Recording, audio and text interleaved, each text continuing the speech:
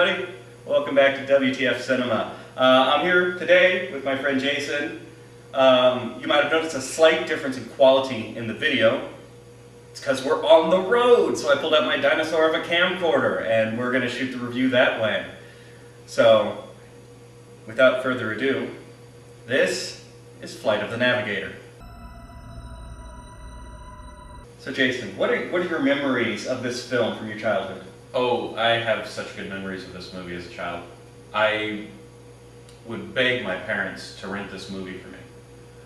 I was like 5 years old, so I didn't really, have a, firm grasp on the language I needed to have, because I couldn't, they would play it for me. I didn't know what it was. I couldn't remember the title. I said, "Mom, rent me the alligator movie." And now that you've seen it as an adult? It sucks. And we open with Ed Wood-style flying saucers, so you know we are in for a special effects extravaganza. It's worth noting at this point that I would rather be watching almost any Ed Wood's flying saucer movie than this movie. But it turns out the flying saucer is just a frisbee. It's a trick. It's dogs catching frisbees. Right, that's actually one of the things that the movie does really well, is at least in the early parts, it fakes you out a few times. First with this flying saucer bit, with the frisbee, and then later on they hit you with this shadow, and it looks up and it turns out it's a blimp, and then again they look up through the trees at the water tower through the branches. It's really it's really well done. It is good, because you're going in for a science fiction. You're waiting for the spaceship to show up. Right. So it's fun for them to keep playing with expectations. However, the frisbee sequence goes on for a full 2 minutes. It's the entire opening credit sequence. As they put all the names up of all the people you need to see, it's dogs catching frisbees for 2 minutes. The initial thing, that's cute, that's clever, I like it. 2 minutes later, are they still catching frisbees? Because, when I think sci-fi, childhood, adventure, excitement, dogs catching frisbees. 2 full minutes. And then it turns out the main character's dog isn't even in the competition! Also, how boring must this town be? It's the 4th of July. They're going to a dog frisbee championship? Isn't there anything else to do? Like, it's Florida. You can't go to the beach or go out on a boat. No, there's dogs catching frisbees. You gotta watch this! And we meet our main characters for this drama. It's our pretty standard nuclear family, and our real focus is going to be on the oldest son, played in this case by a discount Fred Savage. We have to talk a little bit about the very dubious child safety taking place in this movie. We've got 2 kids in the back with no seatbelts on. One of them jumps out of the back of the station wagon. I think it's still moving a little, to go play with these kids who are playing on a slip and slide right next to the road. So we have a touching father-son moment here, where Dad is trying to help Fred Savage learn how to deal with this girl that he's got a crush on. Because it's a big deal for him. He's got a crush on this girl, and Dad's going to teach him how to go and talk to the girl. And we're going to address that whole subplot a little later on. But I just want to say, for now, you're really going to take dating advice from this man? Well, the best thing you could ever do is die. I'm going to hang on to this child safety thing for as long as you'll let me. Because now it's time for this 8-year-old kid to cut through some very dangerous woods and get home all by himself. These woods have got railroad tracks, there's a ravine at one point. Yes, and nobody's brought a flashlight. Mom's sending her 12-year-old son, who apparently that makes all the difference, to go into these woods and escort him home. I don't feel safe with him walking through those woods alone, but I send a 12-year-old to watch him, totally kosher. Oh yes. While he's walking through the woods, he has an existential crisis of some kind where he says, "I don't know what I want to do with my life, and that's really a problem, and you're my dog, so you can't really understand what that feels like." Dude, you're 12! You're 12! At 12 years old, it was candy and video games. I didn't really care what I was going to do with my life beyond getting to the next level of whatever game I was playing. Right. Maybe it was different back in 1978, but... Well, no video games would give you an existential crisis. I agree. So, the little brother jumps out, scares him, runs off, and before he can get back home, the dog runs up to a ravine and just starts barking and barking, and the kid is looking down. Here's the thing. What's the dog barking at? You want to think it's the spaceship. Right. Like, if you were just to be asked randomly, you'd just be, well, the dog senses somehow the spaceship using his magical dog powers. Right. Because you can see down there. You can see the ravine. There's no spaceship. Right. You see the size of the ship. Yeah, there's no way it fits in this ravine. So what the hell was the dog looking at? There's nothing down there, but young Fred Savage has to grab a hold of the vines and lean over and, of course, go tumbling down to what should have been his death. It's really funny. One of the things that we noticed as we were watching this movie is that on the way back to his house, it's now 8 years later, but on the way back to his house, there's apparently not enough that's different to kind of tip him off.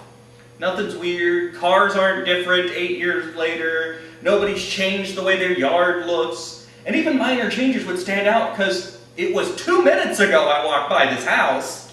Right. So you'd think that you'd have like a weird perspective shift. Like, am I now in the Twilight Zone? What happened? But no, completely oblivious, he goes up to discover that his parents no longer live in that house. What has happened in his absence, though, is that his house has turned into a set from Beetlejuice. The couple who lived in the Beetlejuice house now take him to the police, where he is assisted by discount O.J. Simpson.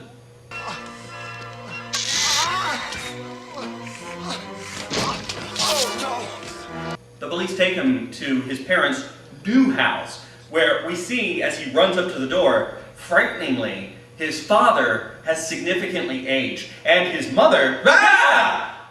At this point in the movie, NASA has found the ship. It's crashed into some power lines and pulled them about 100 yards.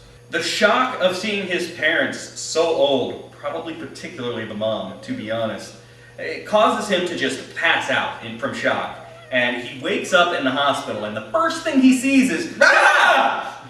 What happened to you, Mom? So, he's now in the hospital bed. We've seen his dad, we've seen his mom. All we're missing is the kid brother. And as he asks about the kid brother, a mysterious, darkened shape steps into the shadows of the doorway. Who could it be?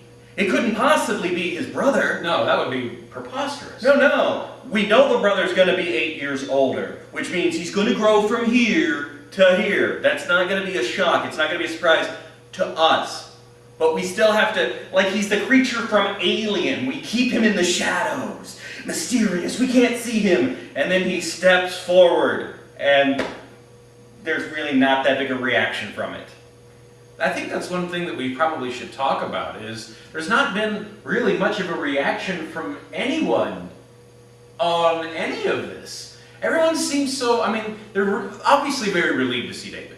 But beyond that, really not much. I mean, no one, I would have expected the mother to pass out from seeing her, 12-year-old son still 12 years old. But no one even really remarks on that until now.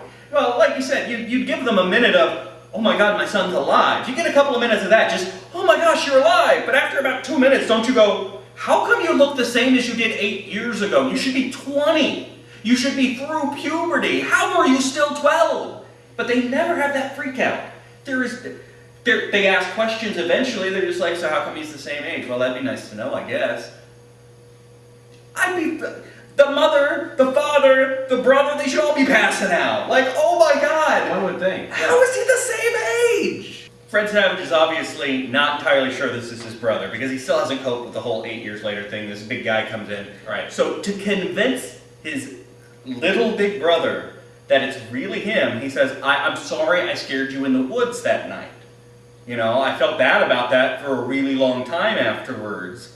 And now Fred Savage says, anyone could know that. Yeah, anyone could know what happened when you were alone in the woods.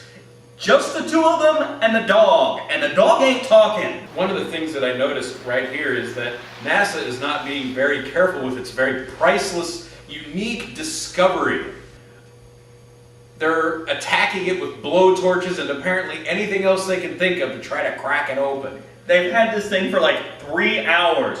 Sir, we've tried everything else that we can. We knocked, we said friend and tried to enter. We're down to blowtorches now. So, as one of the dozens of tests that they're running to try and discover how the kid didn't age, they've got him plugged into a machine, they put marshmallows on his head and hooked him up to an EKG, and they're asking him questions. And apparently his subconscious is able to directly communicate with the computers in binary code, they tell us. And it starts rendering images of the spaceship and throwing up alien script and all sorts of... How is this... We're going to address the binary code communicating with the computers a little later, but... For now, all it's important to know is that apparently the aliens turned him into a plug-and-play USB stick.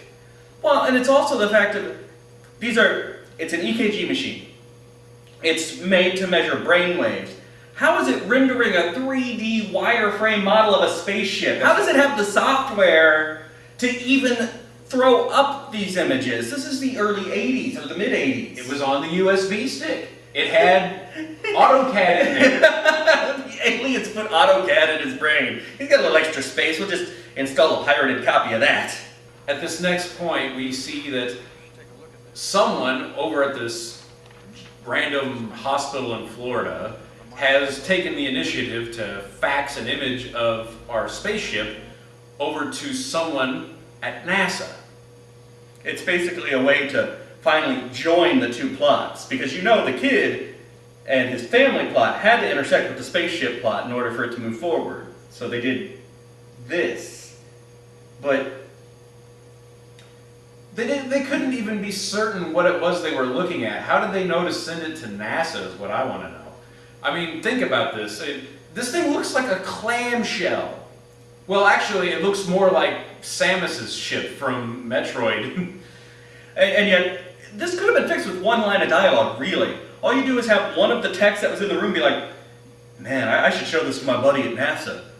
Or something. But there's absolutely no linkage. There is no connection between these two things. There is a hospital in Florida running tests on a kid, and NASA getting the results of some of those tests, with nothing in between. So NASA shows up, and there's nothing wrong with this scene. NASA shows up and says, hey, we'd like to run some tests on your kid. We want to figure out what's going on to him just like you do. There's all these unanswered questions, which there are. Let us study him.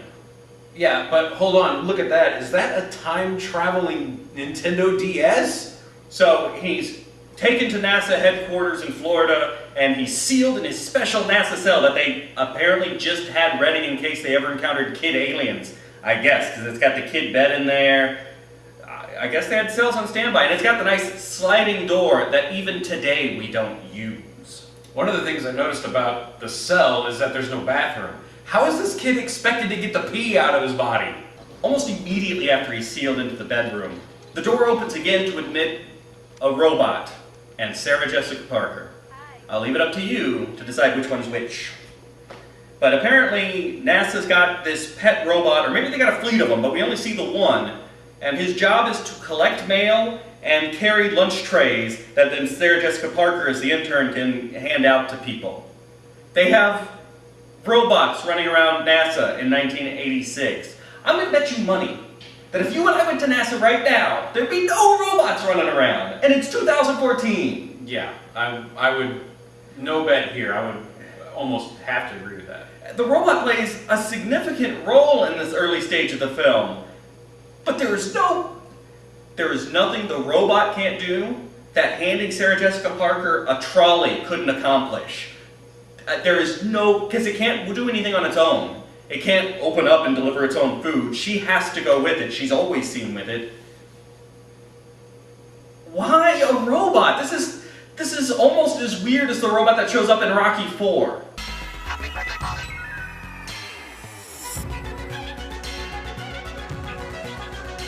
Have a look at Sarah Jessica Parker here. She's got a stud in one ear and a big dangly earring in the other ear. Oh my God, how did I miss this fashion statement in the 80s? Not to say nothing of the purple hair, which we learned she went to go and see Twisted Sister. And then went to work at NASA, and nobody at the gate went, you want to take out the hair? Also, while we're on the topic of Sarah Jessica Parker, our 17-year-old intern at NASA, why is she being allowed in a room with what is apparently a national security secret so important that they built a cell for him and locked him behind a slidey, clicky, noise-making door? We randomly cut to his mom dressed as Rosie the Riveter. I've really got nothing else to say about this other than, why the hell is his mom dressed as Rosie the Riveter? So now it's time to probe this kid. God. His brain. We're going to probe his brain. Oh, okay. One of the things that we noticed while we were watching the film was that in the hospital they had the foresight to separate this kid from the person asking the questions and all of the equipment. NASA did not have this foresight. They just stuck him in the same room with a bazillion monitors and 20 people. You'd think that that would be a little distracting for Discount Fred Savage. You know, he's going to have to, I mean, all of this stuff's going to be going on, and it's just going to freak him out, which it does. But we'll talk about that in a minute. Well, part of it is, it's his subconscious that's communicating with this machine, which again, well, how is a whole other thing. The second you ask him a question, and his brain starts to answer, and he looks at the screen and says, wait, what's that? Wouldn't the screen start showing, I don't understand what's going on, oh my God, I'm scared, what's going on? If it's talking to us, he'd think about something else. Yeah. The only way it makes sense is if it's communicating with his conscious mind, which, if that's the case, you'd think that it would be just like a constant stream of... And also... Is my brain the only one that works that way? I try not to pay attention to mine too much. Also, the starting text says that she has synced up the computer with the kid's brain. Another one of those things I still don't think we can do today is just magically sync up the computer with the brain. No, I don't think we have the technology. I think we have something that lets us maybe kind of sort of look at someone's dreams, but we're nowhere near where we don't have anything like this.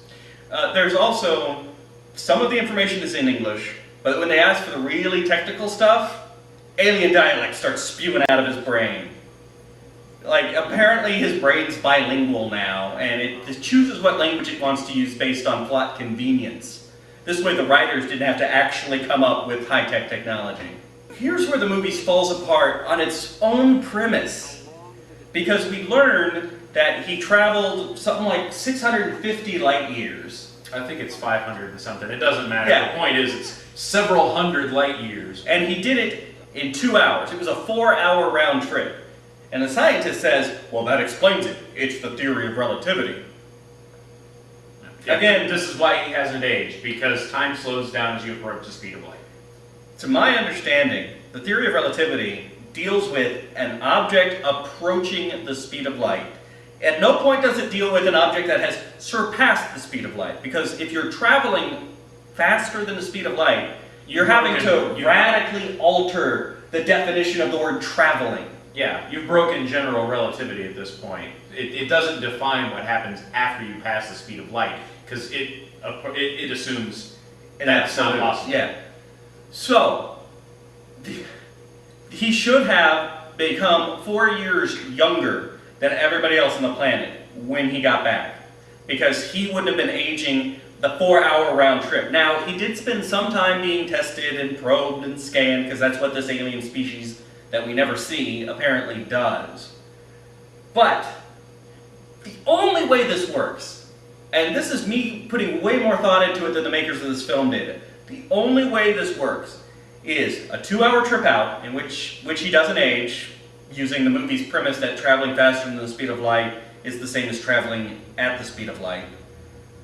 Doesn't age those 2 hours, then is put in some kind of stasis for 8 years while they test him, and then is flown 2 hours back. That is the only way this premise works, but at no point in the entire movie did they say, stasis field, we tested you for 8 years. None of that ever comes up. No, they tried to explain it with general relativity, which the way they used it is completely bunk, so. Yeah, the only aging that the kid should have undergone and the only time that really should have passed is however long he was being tested on. Apart from that, he was gone for 4 hours, not 8 years. He's downloading. Wait. My God, these are uncharted systems. How many star systems have we charted? My understanding is that what we've got are stars, and that's it. We don't know for sure how many planets are in any of the systems. A few we think maybe may have planets because we have a radio telescope that looks, and anytime something passes in front of the star, it records that as possibly being a planet. We haven't done any actual charting. Later, back in the prison cell for top secret security assets at NASA, Sarah Jessica Parker is slipping classified information to our national security secret. One thing that she does mention while she's there is that the kid is on the mail sheet for the coming week. Which is a shock to him. He thought he was getting out the next day. Right. And But- this intern comes in and goes, But here's my question. What's he doing on the mail sheet? Is he like getting his like junk mail forwarded to him at NASA? Fan letters. Fan letters, yeah. He's calling his parents every day. I don't think the parents are writing postcards to him. Honey, I just sent you another postcard. You'll get it in 3 days. Yeah, 2 days after you were supposed to be home. Yeah, I mean, Fred Savage decides during this conversation he's going to have a private word with Sarah Jessica Parker. And so he steps aside from the two-way mirror that's enabling the security guards to watch him. And he starts talking really quietly so they can't hear him. Because while they've got 24-hour security guards watching his room, they decided it wasn't necessary to put microphones in there, though, especially when he's allowed unfettered access to interns. Discount Fred Savage wakes up in the middle of the night, having been awakened by our alien in another bunker via psychic telepathy, conversation, whatever. He then is intruded upon by our robot, this time not accompanied by Sarah Jessica Parker, so already it's odd. He pulls a privacy curtain across the room so that the security guards watching him through the two-way mirror can't see what he's doing. Why does he have a privacy curtain? What's it doing there if not to block the two-way mirror that he's not supposed to know other people are on the other side of? What is the purpose of watching a kid and then giving him a way to avoid being watched? And also, it's never made clear why the robot comes into the room. The implication is that the ship, or the artificial intelligence in the ship, called Max later on, has somehow sent the robot to him because Max is calling to Fred Savage and saying, "Come to me, come help me." And we're going to talk about why that doesn't make sense in a little bit. But the kid hops inside Ralph and just takes off down the corridor, and you actually see one of the guards who's playing poker at the time. They thought it was kind of cute when the kid pulls the privacy curtain. Then they see the Ralph unit leaving his room without an intern attached to it, look straight at the thing, don't think anything about it. Just a robot going around. Yeah, like it does. robot doing what it does, yeah. National security risk, getting mysterious visits from robots without assistance. Meh. Shouldn't poke our nose into that, no. These are the worst security, and there's more later. These are the worst security guards on the planet. You'll see. All they do is play poker. So the Ralph unit finally gets to the most secure building in the facility. It's where the spaceship is being stored. And a security guard goes ahead and waves them in. Maybe one of the guards ordered a sandwich. Just let the thing in. And it shoots in, and it drops our discount Fred Savage off right outside of a biohazard door, which opens automatically for him, as biohazard doors usually do. And all this time, we see the guards in the building. They're not noticing anything. He comes up to a humongous radiation sign right outside of where the spaceship is being kept. I honestly, for the life of me, have no idea, and I've watched this movie twice in the last 2 days, no idea if there's any radiation coming from the ship or not.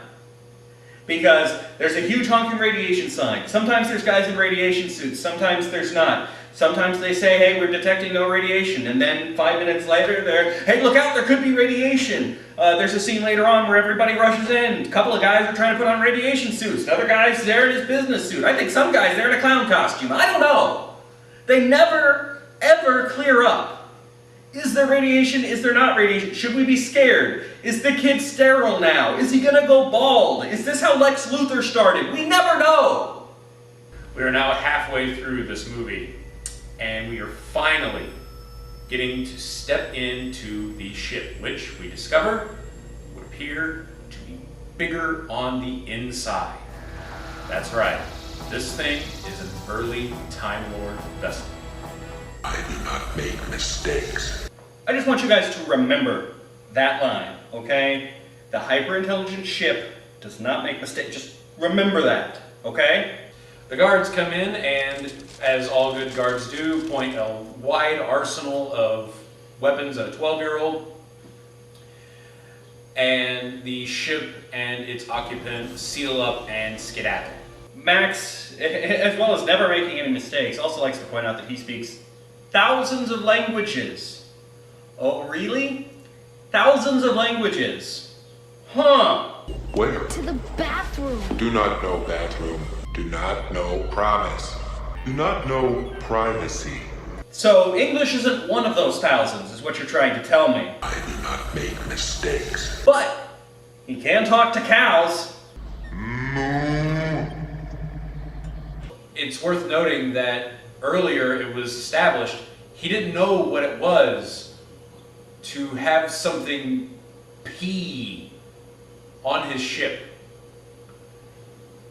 He's been collecting specimens for God knows how long. Are humans the only thing he's ever collected that had to urinate? I do not make mistakes. So it's Max's job to travel from galaxy to galaxy, planet to planet, and he collects specimens, ferries them back to the home world. They get tests run on them. Then he time travels them back to their point of origin, and we'll talk about the whole time travel thing in a minute.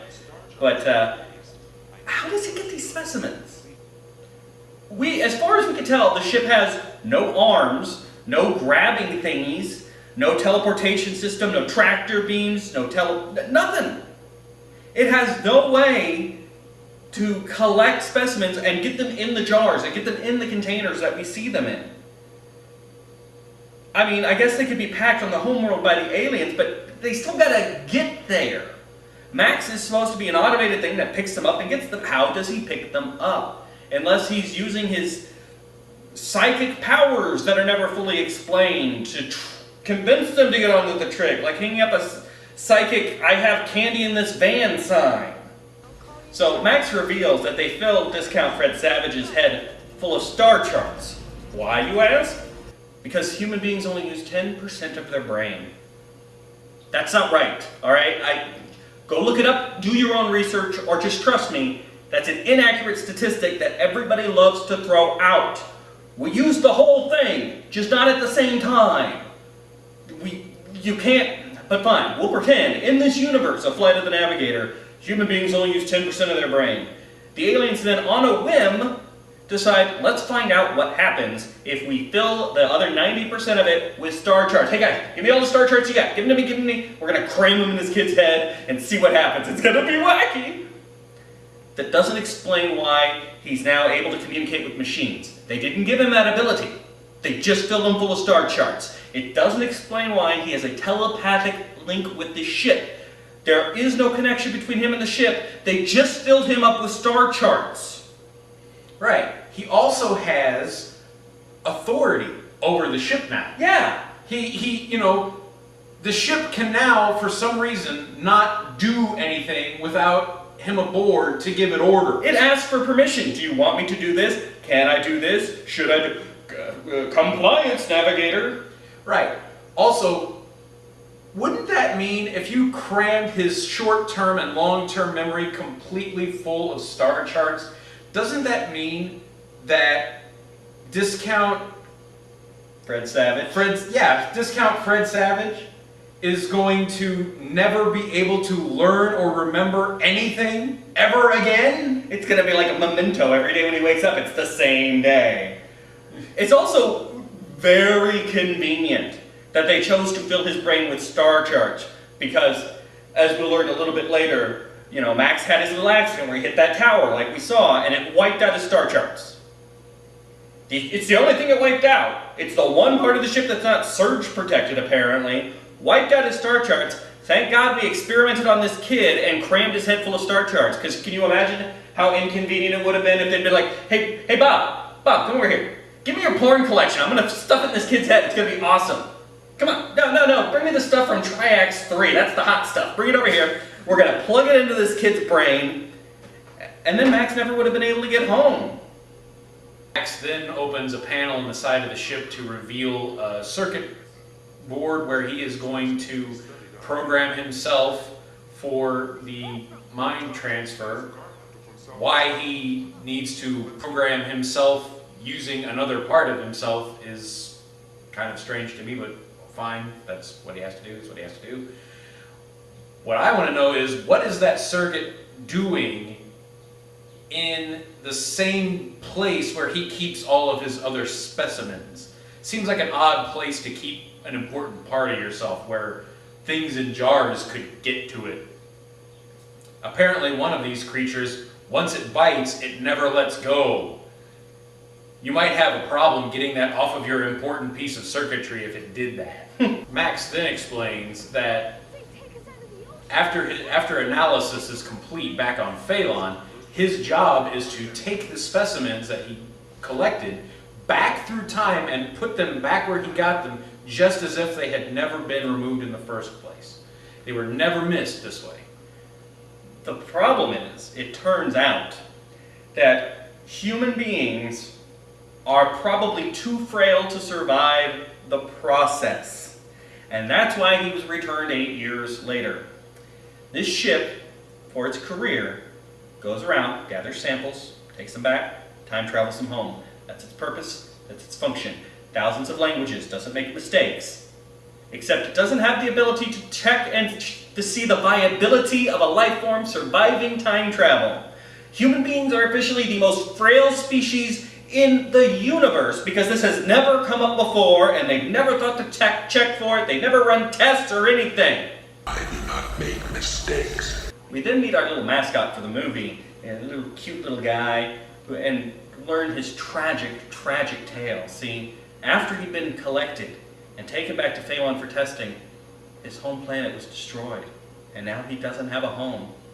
And he can never, ever go back. If only we had a time machine! So finally, we get to the point where Max is going to perform the mind transfer. We've been building up to this for a while. And the process takes less than a second. It's zip zap and he's done. Or is it? Because the first thing out of Max's mouth after he finishes transfer is, If you want to learn to swim, You've got to jump in the water. Don't forget to feed Bruiser. 2 all beef patties, special sauce, lettuce, cheese, pickles, onions on a sesame seed bun. Whoa! You sound just like a human. no.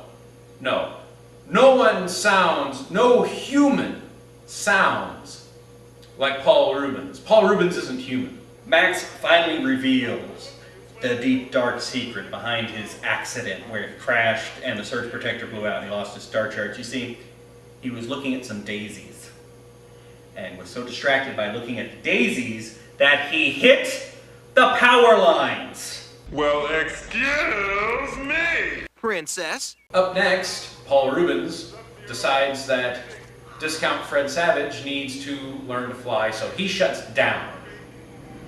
The ship tumbles end over end, all heads back to Earth. Oh, we're gonna die! As a kid, it was one of the scariest parts of the movie, as I recall. As For I me, at least. Well, yeah, I recall as a kid, it was like scary, exciting. But here's the thing.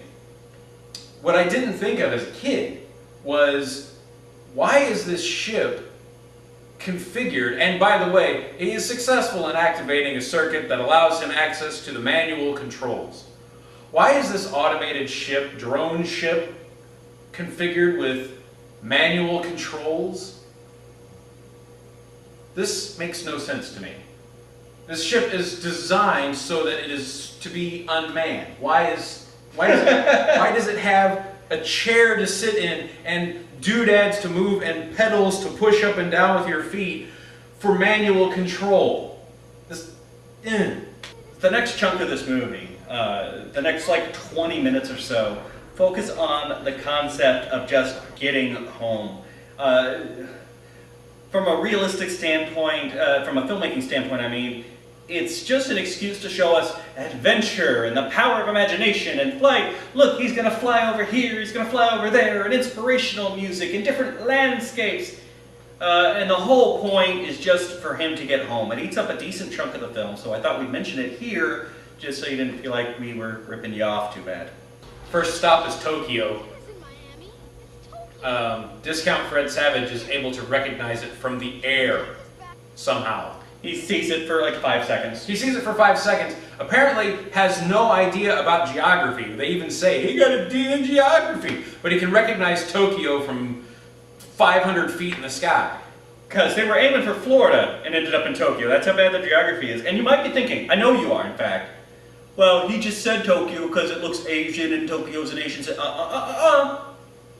Because the NASA guys say he was just spotted over Tokyo airspace after he identifies it as Tokyo. I don't think I could identify Tokyo. If you just like drop me in a random Asian city, I'd be like, random Asian city. Yeah, where am I? I could be anywhere in Japan. Or China. I don't know if I'd be able to tell the difference, honestly. Yeah, could be Korea, China, it doesn't matter. You'd have no point of reference. You wouldn't know where you were. No, 5 seconds, Tokyo, done. In this cute little bit, he stops to ask some kids driving down the road for directions. And I'm only pointing this out because I want you to watch the stop sign. Watch them as they're almost at the stop. Oh, no, they're miles away from the stop sign. Oh, no, wait, they're back at the stop sign again. I promise you, I did not edit that out of sequence. That is how it plays in the movie. That is exactly how it is in the movie. At this point, Max reveals to us that it doesn't know what music is. This is obviously just so that we can have a musical number in the movie, but I find this a little preposterous. This culture that sends out this drone ship is obviously very advanced. They're intergalactic. They're sending ships to different planets, different galaxies, collecting specimens from everywhere, and they've never encountered music? Moreover, they don't have music themselves. Music is based on mathematics. Mathematics is the universal language. They should have, there should be no culture anywhere that has no concept of music. That's ridiculous. Nope, human beings are the only species that have music or urination, and are too frail to time travel.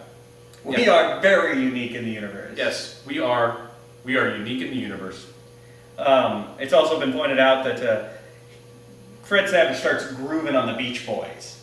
Like, that's his jam. When they finally get to that, he is rocking and rolling to music that is a decade out of his demographic. Yeah.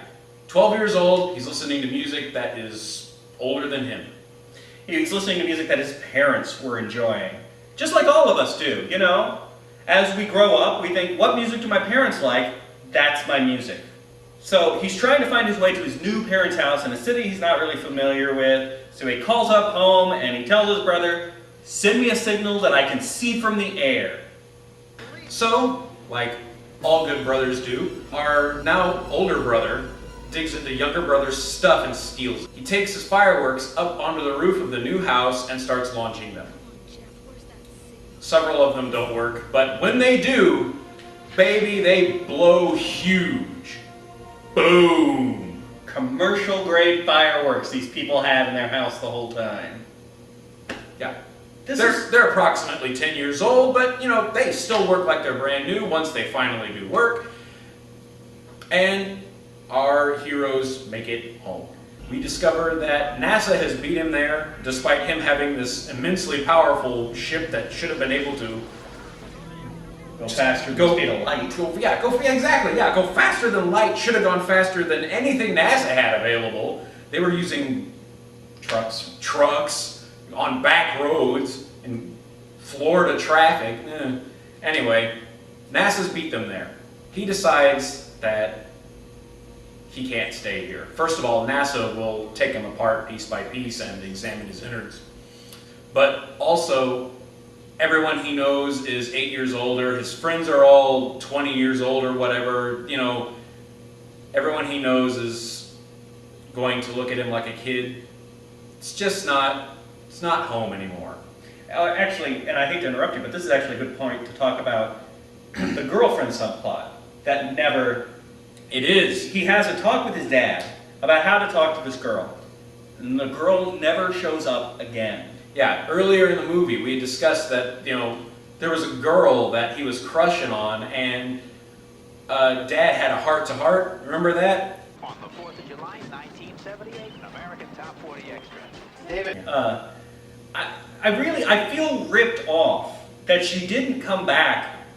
He did not get to have a conversation with 20-year-old her. Because I really feel like that could have been a very interesting dynamic. I mean, we didn't get the freak out from the parents that you expected.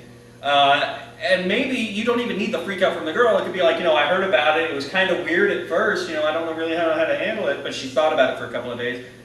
You could have a really interesting conversation between the 20-year-old girl he used to have a crush on and the 12-year-old that he still is. It could even be a hint of, you know, I actually kind of had a crush on you back then too. Yeah, you could have done that. Work that in to add to the whole alienation thing. This really isn't my time. I really don't belong here. I had something back then. Yeah, I would have loved to have seen a scene where he's having a conversation with 20-year-old, whatever her name was, it doesn't really matter. And she says to him, you know, I really had a crush on you back then. I really missed you. And then he gets to then go back through time, which we'll discuss in a minute, and there's a reason for him to take that risk. There's a reason for him to take that risk. Now he knows he has a newfound confidence. But and that's what happens next, is he decides, like as Jason was saying, this isn't my time, this isn't my place. I'm going to risk going home. Right. The ship tells him, you're aware this is probably going to vaporize you. I'm going to risk going home.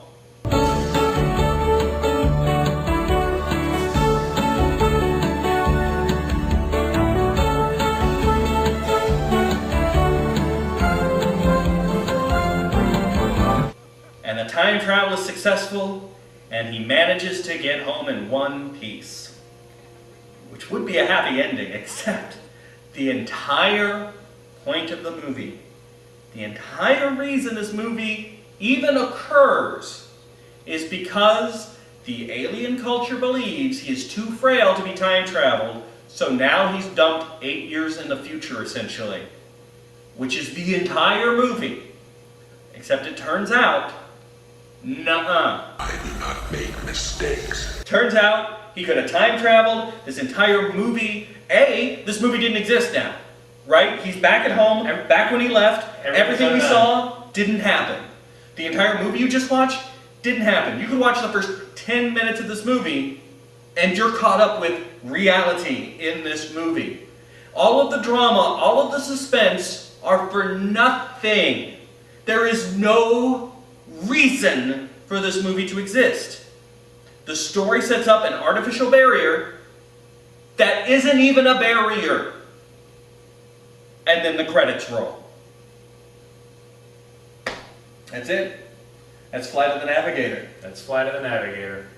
Alright, so you watched it as a kid, you loved it because of the... And I did too, I had fond memories of it as a kid. You know, it was... I think everybody did. Yeah. Everyone who saw it as a kid had fond memories. No one would have done what we just did. no kid would have torn it apart like we just did.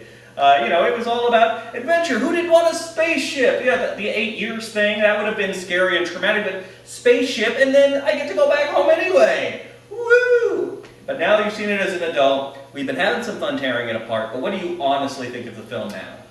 Honestly, it's not a bad film. It's still entertaining to watch, especially if you have the nostalgia factor. If you have kids of your own, and you happen to score this DVD, in the bargain bin at your local Walmart or wherever you have, play this movie for those kids. Because there are not that many 1980s references in it. Like, apart from the Beach Boys. Apart from like the Beach Boys and Twisted Sister, okay, and Paul Rubens. Oh, God. Apart from those things, it might actually be better now that we don't know who Pee Wee Herman is anymore. Okay, if your kids were not raised on Pee Wee, this might actually be better for them. The point is, if you have kids, play this movie for them. They'll enjoy it. And if you saw it as a kid, watch it again. You'll probably enjoy remembering it. But as far as like a movie that's well put together, as far as, connecting A to B to C, oh my God. I feel much the same way. I agree with a lot of what he said. It's not a bad movie. It's not. A couple of lines of dialogue here and here and here could have fixed 90% of the stuff that we were complaining about. It really could. And the whole fact that the movie wipes itself out of existence, well, for a kid's movie, it's really not that big an issue. I think it's something that could still speak to today's kids, and I do think it's something that with some nostalgia goggles on, you could still have some fun with. That said, though, God, just some parts of this hurt my brain. Oh yeah. Oh. There are some serious brain bleeders in this movie. If you're thinking about it too much, and as critics we do. Yeah, it's one of those. If you can turn the higher thinking parts of your brain off, it's a good old time. So anyway, that's all I've got. Thank you, Jason, for helping me out. My pleasure. And we'll see you guys next time.